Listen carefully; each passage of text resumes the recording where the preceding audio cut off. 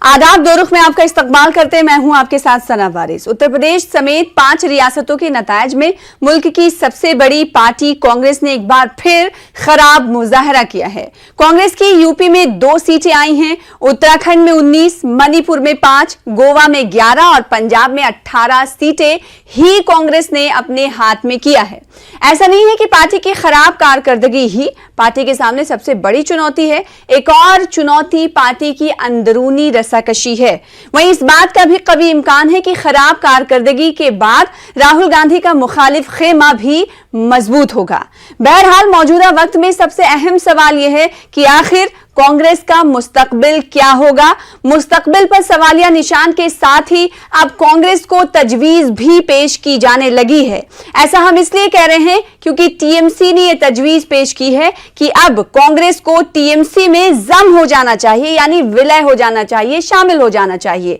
Congress party की कोख से जन्मी पार्टी टीएमसी का यह कहना है। कांग्रेस के वजूद पर जो कि एक बड़ा सवाल माना जा सकता है। 2 खास मेहमान हमारे साथ हैं जिनका तारुफ करा दें। आज इसी बात पर हम बातचीत करेंगे कि आखिर ऐसा क्या हुआ और वो पार्टी जो कभी कांग्रेस का हिस्सा रहा करती थी वो ये दावत दे रही है, ये तजवीज, ये प्रस्ताव पेश कर रही है कि अब कांग्रेस को टीएमसी में विलय हो जाना चाहिए, शामिल हो जाना चाहिए, जो कि कांग्रेस के एग्जिस्टेंस पर, वजूद पर एक बड़ा सवाल है। 2 खास मेहमान हमारे साथ जुड़े हुए हैं जिन्हें आप टीवी स्क्रीन पर देख पा रहे हैं। अभय दुबे साहब स्पोक्स पर्सन है कांग्रेस के, आपका इस्तकबाल करते हैं दो रुख का हिस्सा बनने के लिए। साथ ही साथ संजय सरकार साहब हैं, सीनियर लीडर हैं टीएमसी के, आपका भी इस्तकबाल करते हैं हमारे साथ जुड़ने के लिए। सबसे पहले मैं चाहूंगी कि संजय सरकार साहब आप ये जवाब दें कि आखिर आपके मिनिस्टर फरहाद हकीम ये क्यों कह रहे हैं कांग्रेस से कि आप आए और विलय कर लें टीएमसी के साथ। बहुत बड़ी, इतनी बड़ी नेशनल पार्टी है और आप रीजनल पार्टी होने के नाते ऐसा कांग्रेस पार्टी के लिए कह रहे हैं। देखिए, टोटल 5 स्टेट में 700 सीट में चुनाव हुआ है, जहां पर कांग्रेस को 70 सीट भी नहीं मिला, मतलब 10% सीट भी कांग्रेस को मिले नहीं।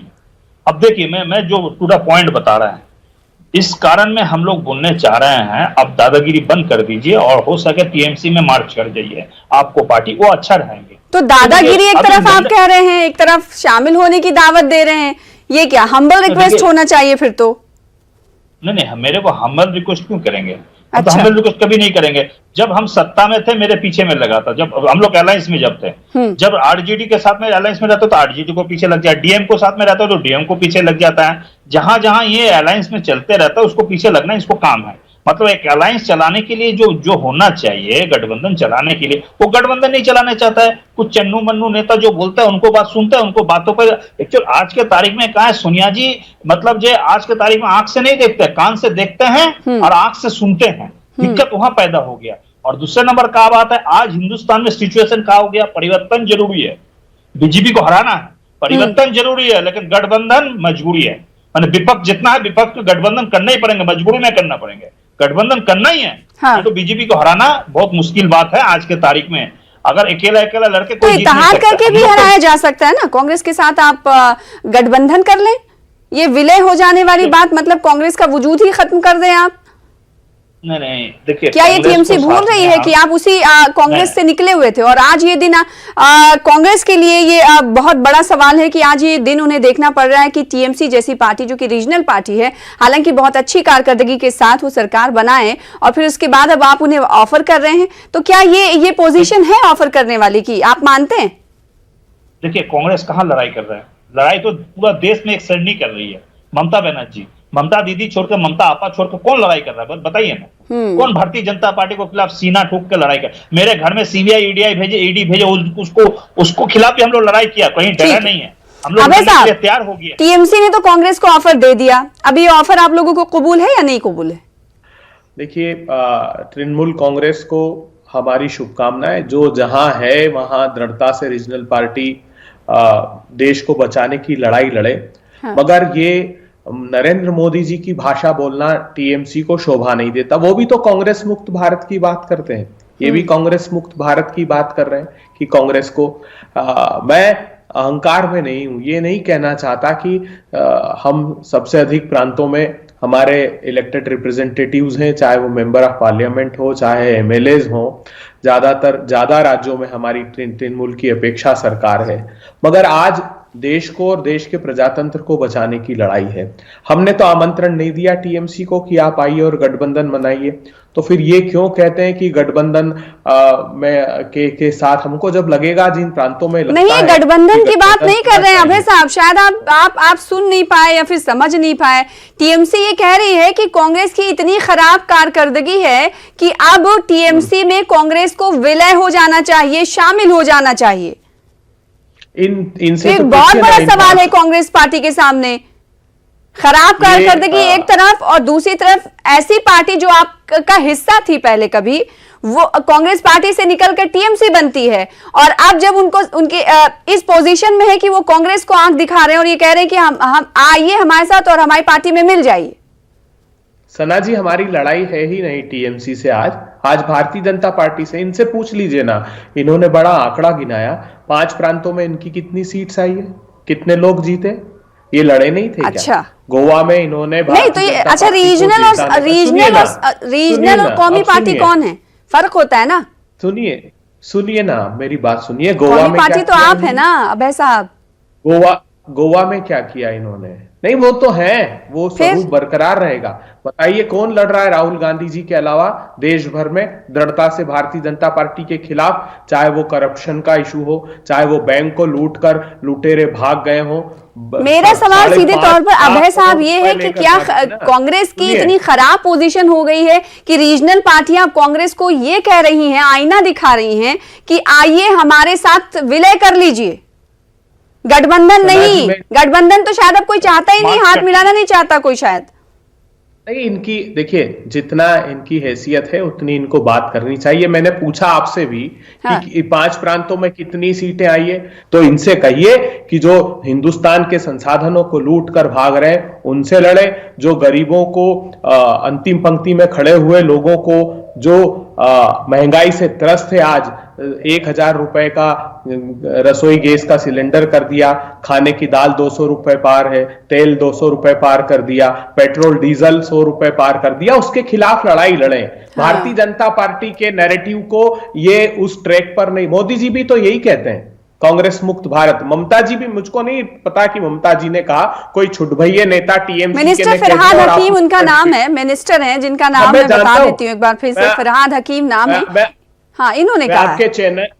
मैं आपके चैनल, उसके स्टेक, उसके स्वभाव को जानता हूं। इसी विषय पर आप रखेंगी, आप कभी नहीं रखेंगी जो लुटेरे बैंक के लूट कर भाग गए। ऐसी बात नहीं है, हमेशा आप शायद हिस्सा ही नहीं रहते हमारी डिबेट का, इसलिए आपको मालूम नहीं है। न्यूज़ 18 उर्दू पर बैठिएगा रेगुलर तो आपको पता चलेगा। संजय सरकार साहब, ये अभय दुबे साहब का सीधे तौर पर ये कहना है कि आप जो अपना स्ट्रेंथ है वो उस तरफ लगाइए ना जो देश को लूट रहे हैं और लूट कर भाग गए हैं। अभी आप कांग्रेस पार्टी के पीछे पड़ रहे हैं, जहां आप लोगों को लगाना चाहिए अपना पावर, उधर आप नहीं लगा रहे हैं। अभी कांग्रेस मुक्त होने की बात कर रहे हैं।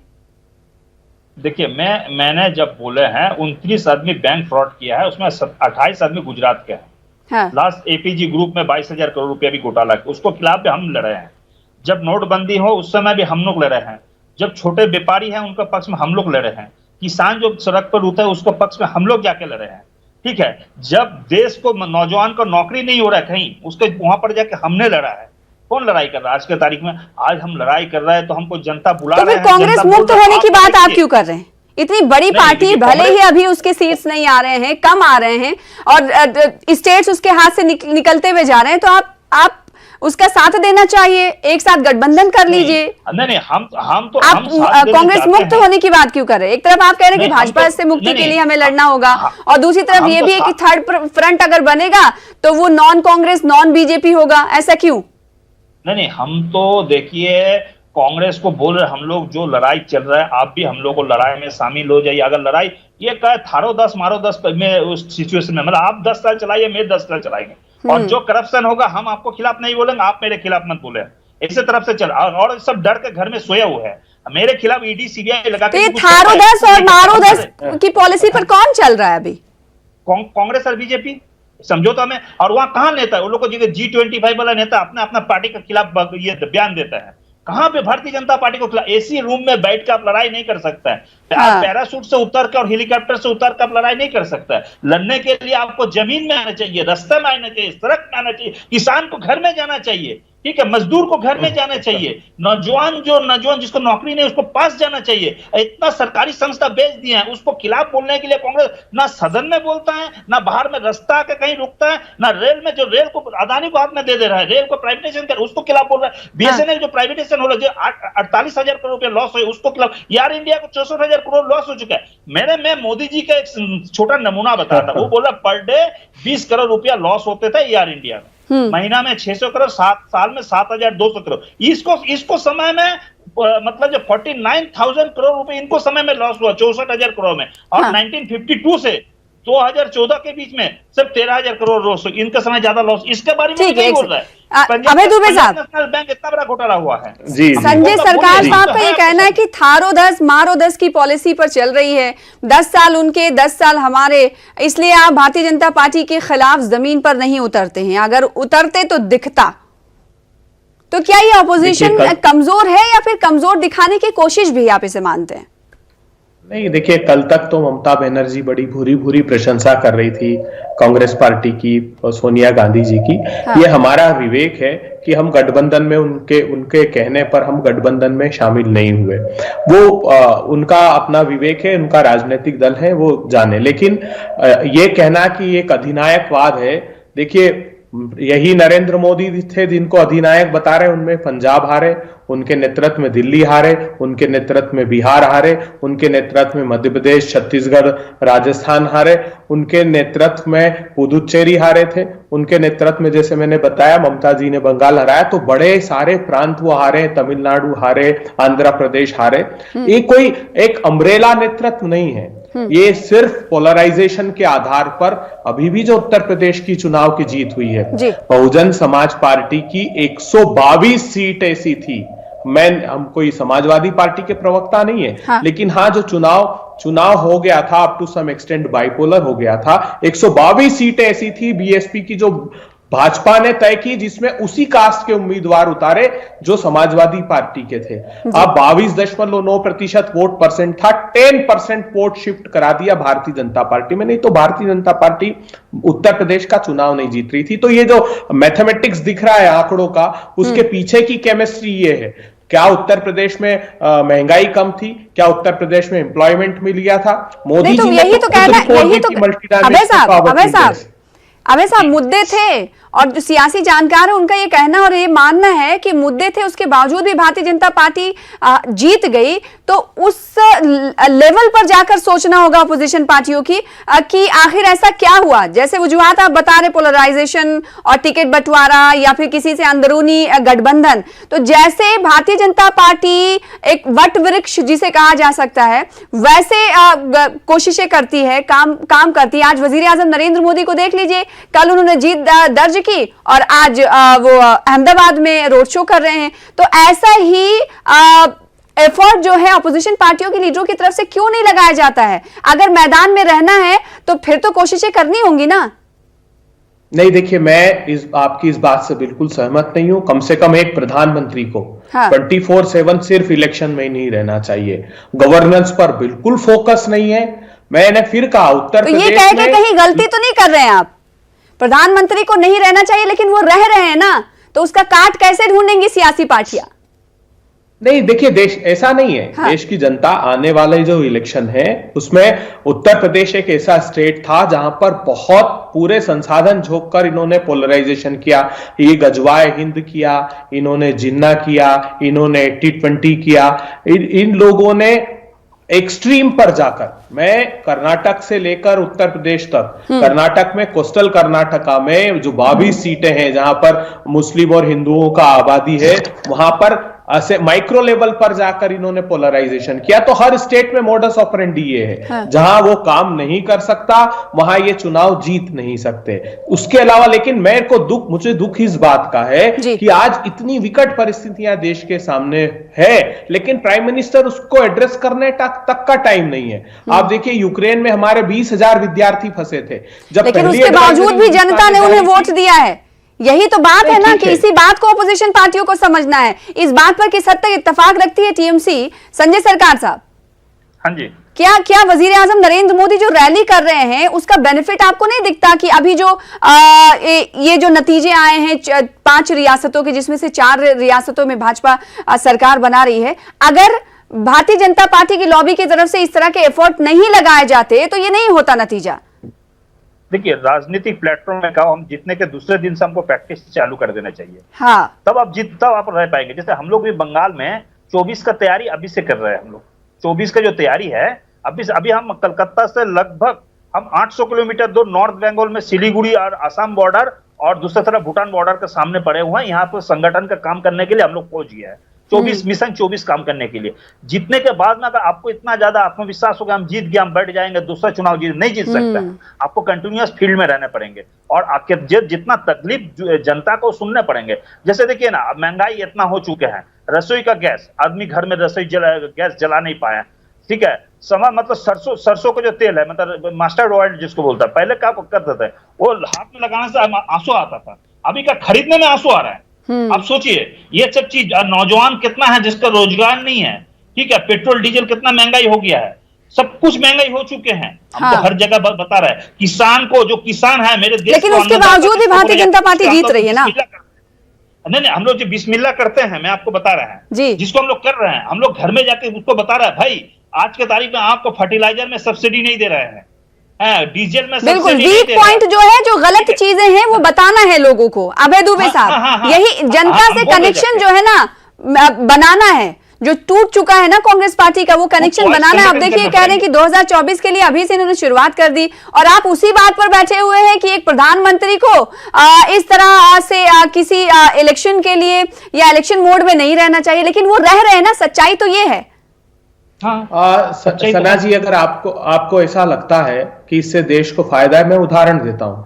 जब सेकंड वेव थी और प्रधानमंत्री जी ने ये घोषणा कर दी थी वर्ल्ड इकोनॉमिक फोरम में कि हमने एंडेमिक कर दिया है, उसके बाद हिंदुस्तान में उस महामारी से तबाही हुई। कहां थे प्रधानमंत्री जी? जब सब लोग गुहार लगा रहे थे तो वो वेस्ट बंगाल की रैलियों में व्यस्त थे, उनके पास समय नहीं था। अभी भी इन 5 राज्यों के चुनाव में व्यस्त थे। जब कहा जा रहा था कि वॉर होने वाला है, 23 जनवरी से अमेरिका एडवाइजरी जारी कर रहा था, उनके सारे लोगों को निकाला, लेकिन प्रधानमंत्री जी रैलियों में व्यस्त थे। तो प्रधानमंत्री जी का पूरी तरह सत्ता की भूख के प्रति समर्पण देश को नुकसान पहुंचा रहा है। उनका संगठन करे, उसमें ऐतराज नहीं है, करना ही चाहिए। लेकिन वही अभय साहब, आप कब तक ये चीज कहते रहेंगे कि वजीर आजम नरेंद्र मोदी चुनाव में डमरू बजा रहे थे? आपको भी तो कुछ करना होगा ना। आखिर क्यों कोई कहता है कि अपोजिशन या कांग्रेस जो है दिख नहीं रही है जमीन पर, या फिर आपको कमजोर दिखाया जा रहा है? ऐसा कहने का मौका क्यों देती है कांग्रेस? देखिए 52 से भारत जनसंघ बना है, अब जाकर उन लोगों को ये परिस्थितियां हासिल हुई है, तो ये एक साइकिल है। भारतीय जनता पार्टी अगर डिलीवरेबल्स नहीं है, काट की हांडी कितनी बार चढ़ा सकती है सना जी? आप कितनी बार देश को झूठ और गुमराह, झूठ बोलकर गुमराह करके और पोलराइजेशन करके कैसे आप काम चला लेंगे? देखिए मैं लड़ना ही नहीं चाहता। टीएमसी से हमारी लड़ाई है ही नहीं। ममता जी खुद कांग्रेस पार्टी से निकली हुई है। आज लड़ाई हमारी जो है उस पर हम फोकस्ड अप्रोच रखना चाहते हैं, जितनी दृढ़ता से, चाहे वो उन्नाव हो, चाहे लखीमपुर खीरी हो, चाहे हाथरस हो, प्रत्येक देश के कोने में जहां पर भी पीड़ितों के खिलाफ अन्याय होगा, वहां राहुल गांधी, प्रियंका गांधी कांग्रेस पार्टी को खड़ा पाएंगे। अन्याय के खिलाफ कांग्रेस पार्टी खड़ी है, लेकिन उस खड़े होने में भी मतलब अंतर दिखता है कि आखिर आप पूरे साल क्यों नहीं खड़े रहते, कुछ वक्ती तौर पर क्यों खड़े रहते? बताइए, उन्नाव गई थी ममता बनर्जी, इतना बड़ा बताइए संजय सरकार साहब। हाथरस गई थी ममता बनर्जी, बताइए लखीमपुर खीरी में मुंह दिखाई नहीं पहुंची थी। मेरे प्रदेश अध्यक्ष वहां का यूपी के थे, निराश नहीं पहुंचे थे। बनर्जी का एक्चुअल क्या है ना, आप एसी रूम पे बैठ के पार्टी करता है, हम मैदान में, जमीन में, मतलब जो बरसात में भी घूमते हैं, धूप में भी घूमते हैं, सर्दी में भी घूमते हैं, पूरा समय में हम जनता को पास में रहता है। इसमें आप में मेरे में फर्क है, और हम हर बात जाके जनता को घर घर में पहुंचाते हैं। आप वो बात नहीं पहुंचा पाते। आज इतना बड़ा फेलियर होने के चलते आप एक भी इशू नहीं कर पाया आपने। नहीं करने के कारण आप आज भारतीय जनता पार्टी को, अगर इतना बड़ा है, इसकी जिम्मेवारी आप लोग को है। अगर भारतीय जनता पार्टी हर स्टेट में, लेकिन भारतीय जनता पार्टी ही कांग्रेस को जिंदा रख रही है, ये भी एक बहुत बड़ी बात है। संजय सरकार साहब, लगातार विफलताओं के लिए जिम्मेदार मानती है कांग्रेस को भारतीय जनता पार्टी, तो जिंदा भी तो कर रही है भारतीय जनता पार्टी कांग्रेस को। भारतीय जनता पार्टी की हैसियत नहीं कि वो कांग्रेस पार्टी को जिंदा रखे। राहुल गांधी जी से डरते हैं। राहुल गांधी जी जो दृढ़ता से बात करते हैं, राहुल गांधी जी वो आकी मार सकते हैं और मोदी जी को गला मिला सकते हैं, इसके अलावा कुछ नहीं। मोदी जी को के खिलाफ लड़ने वाला देखिए, बहुत बड़ी बात कह दी अभय दुबे साहब। राहुल गांधी जी सिर्फ मोदी जी को गले मिल सकते हैं और कुछ नहीं कर सकते। आंख मार सकता है और आंख मार सकता है और कुछ नहीं। अब ये मैं नहीं बोलूंगी, वो आप कहिए, वो सुन रहे हैं आप। अभय दुबे ये आंख मार सकता है 7 साल में और गले मिला सकता है 7 साल में, इसके अलावा क्या किया? लड़ाई कहाँ किया? जमीनी लड़ाई। आप मेरे जैसे जमीनी लड़ाई कीजिए ना, गांव में घूमिए। बोलने दीजिए एक सेकंड दुबे साहब। कीजिए, बूथ में 10 आदमी नहीं आते। दुबे साहब, इतना बड़ा मुद्दा था, इतनी अच्छी पॉलिटिक्स की शुरुआत जनरल सेक्रेटरी उत्तर प्रदेश की प्रियंका गांधी जी ने की, लेकिन उसका फायदा कुछ नहीं मिला। औरतें ही उनसे कनेक्ट नहीं हो पाई। इसकी अहम वजह क्या मानते हैं आप? क्या आपको नहीं लगता कि अब मल्टी जैसे लिंगुअल होता है ना, मल्टी सतह पर आप लोगों को सियासत करने की जरूरत आन पड़ी है? अभय दुबे साहब, बहुत जल्दी आपका रिएक्शन। नहीं, देखिए, मैं ये कहता हूं कि राहुल गांधी जी के नेतृत्व में कई सारे प्रांत हमने जीते। मोदी जी वहां हारे। मैं मध्य प्रदेश हो, छत्तीसगढ़ हो, राजस्थान हो, पंजाब हो, कई सारे प्रांत हारे वो। मैं ये स्तरहीन जो टीएमसी के नेता बैठे हैं उस स्तर पर जाकर बात नहीं कर सकता है। ममता जी की टीम को मुबारक हो। मेरा वो स्तर है नहीं, कांग्रेस पार्टी का वो स्तर है नहीं। जहां तक लड़ाई का सवाल है तो हम, राहुल गांधी जी ने कहा है, वो सामूहिक नेतृत्व में विश्वास रखते हैं। जो जहां मजबूत हो वहां न्याय के लिए लड़ाई लड़े। उत्तर प्रदेश में प्रियंका गांधी जी लड़ सकती होगा, कुछ क्रेज जमीन पर दिखा, लेकिन वोट में तब्दील नहीं हो पाया। बिल्कुल सना जी, देखिए, एक सामाजिक न्याय की लड़ाई प्रियंका गांधी जी ने खड़ी की है। हाँ। और जो लड़कियां लड़ सकती है वो कभी हारा नहीं करती। सना भी एक लड़की है, मैं नहीं मानता कि वो कभी हार सकती है। तो हौसला उनका है और ये एक भविष्य के भारत के लिए नई दिशा प्रियंका गांधी जी ने दी है, जो समूचे देश में दिखाई देगी। प्रियंका गांधी बिल्कुल। तो कांग्रेस को इस बात पर फख्र है कि जो मशाल जो है रोशन किया है प्रियंका गांधी ने उत्तर प्रदेश की सरजमीन से, लड़की हूं, लड़ सकती हूं, इसके दूररस नतायज बरामद होंगे। बहुत शुक्रिया संजय सरकार साहब, अभय साहब हमारे साथ जुड़ने के लिए, अपना मौकफ रखने के लिए। फिलहाल इसी के साथ मुझे दीजिए इजाजत। दो रुख में बस आज के लिए इतना ही। कल फिर हाजिर होंगे बड़े मुद्दे के साथ। तब तक देखते रहिए न्यूज़ 18 उर्दू। आदाब।